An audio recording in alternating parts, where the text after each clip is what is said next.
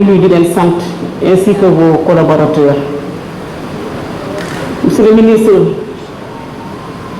ñu ngi féliciter président de la République moom ñu jël doomi Casamance nommé ko aéroport Aïdélie.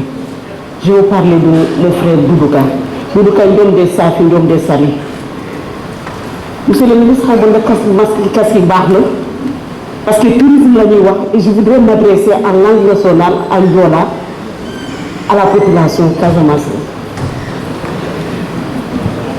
Monsieur le ministre Ndiom des Safi Ndiom des Sali di sant le président de la République jima mangi nan Casamance zone touristique ban njëkkambi di rapport yi en commission budgétaire i sanke yo mais di retenir tout wala lobu bi pour la Casamance bi aéroport yi yati Casamance booba di projet yankunname bi ko di aéroport yati Saint-Louis bari jate mite kanka mangi tong rokabul aéroport yati Saint-Louis e ban jaaji inauguré di ban panji tong aéroport yati Ziguinchor imam maman fama wakene yi tong aéroport yati Ziguinchor parce que yi juk ampleur région touristique région yu jaaji région yu même Air Sénégal una fa jaaja tit datu baj biir transfert wul ko des Safi parce que we jàng mais secondaire Air Sénégal di zone ti Casamance.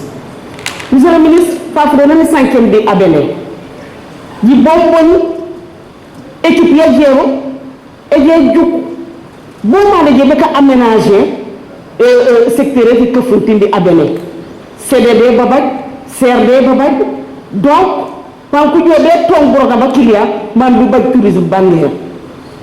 Monsieur le ministre wa fam na sofoli jaat no ma jël 4 screen plage yi am tu le nimbu ku tété tout bien am population yi la té won di plage jaat avec l'aide yati sak yati ministère yoy jémé ci jaat population yi ko ngol lay jobé plage quand un problème si le summit de Cap Skirring de Casamance Bouroum bari ji juju ma régler problème qu'il y a.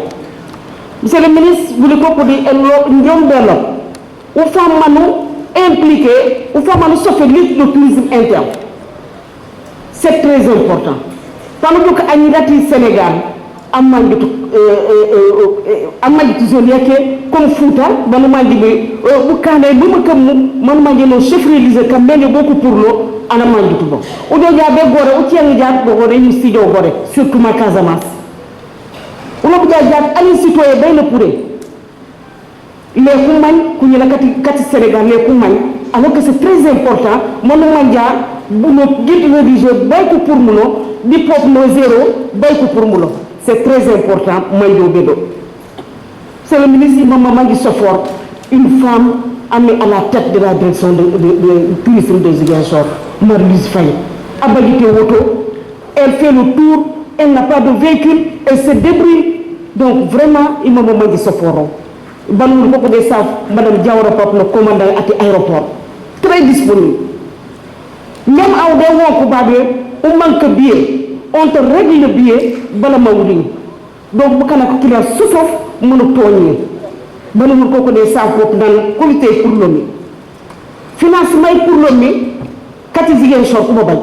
Sur 10 projets, au moins 7 pour financer et financer. Donc, nous avons des femmes bien focus, mambi tourisme et baksembe.